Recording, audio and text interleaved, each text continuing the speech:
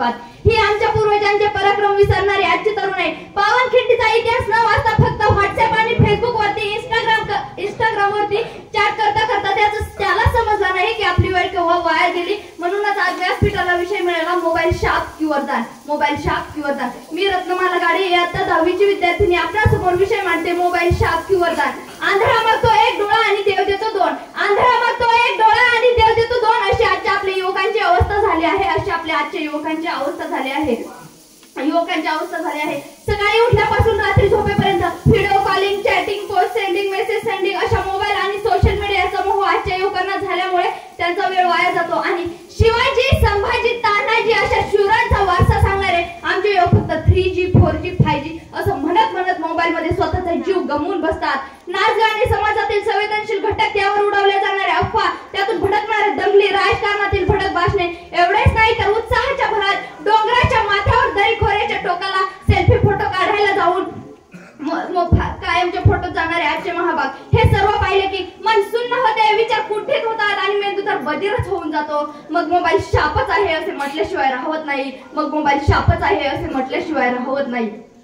2004 साली फेसबुकची निर्मिती झाली आणि मोबाईल हा एक चांगला सोशल मीडिया बनून गेला. अनाभद्राश्य प्रतिवयंत विश्व योद्धात अपरिता सद्विदह. याचा अर्थ विश्वाच्या चौरसांचे चांगले विचार आपल्यापर्यंत येवत व हा मोबाईल सुद्धा आपल्यापर्यंत चांगलेच विचार घेऊन येत असतो. परंतु ते चांगले विचार आपल्यात घेण्याची क्षमताच नसते. आपलं मन हे व्हॉट्सअपच्या स्टेटसला दिलेलं आहे आणि आपलं मस्तक हे फेसबुक मेसेंजरचा हस्तक होऊन नतमस्तक झाले आहे. आणि आपला मेंदू हा बसारा गोंधळ झाला आहे. आपण इंस्टाग्रामवरच्या रील शिवाय दुसरं काही पाहतच नाहीत.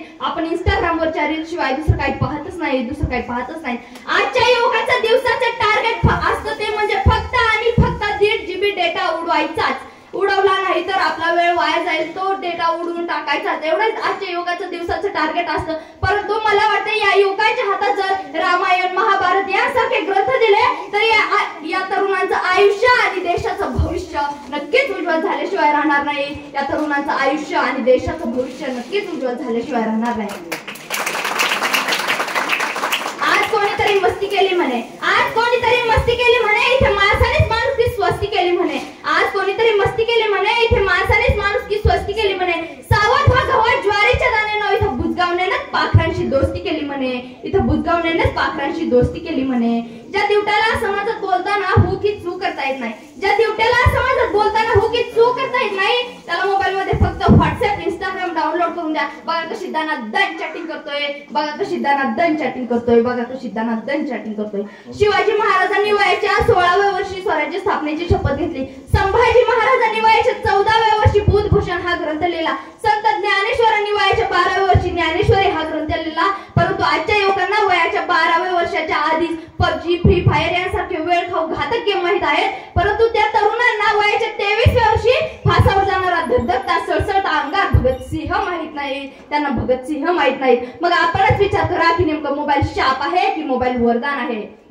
मोबाईल मध्ये फक्त वाईटच गोष्टी मिळतात असे नाही, तर मोबाईल मधून आपण शून्यातून विश्व उभारू शकतो. एवढे ज्ञान त्या मोबाईल मध्ये आहे. परंतु ते ज्ञान घेण्याची आपल्यात ताकदच नसते. आपण फक्त इंस्टाग्राम वरच्या रील्स शिवाय मोबाईल मध्ये दुसरा कशातच वेळ वाया घालवत नाही. तर मोबाईल मधून आपल्याला काय घ्यायचे आणि काय सोडायचे हे आपल्याच हातात आहे. आजचे तरुण मोबाईलचा 80% वापर फालतू कामासाठी करतात आणि 20% मोबाईलचा वापर चांगल्या कामासाठी करतात. परंतु मला वाटते या उलट जर 80% मोबाईलचा वापर चांगल्या कामासाठी केला आणि 20% मोबाईलचा वापर जर फालतू कामासाठी केला तर खऱ्या अर्थाने मोबाईल वरदानच आहे असे म्हटल्याशिवाय राहत नाही.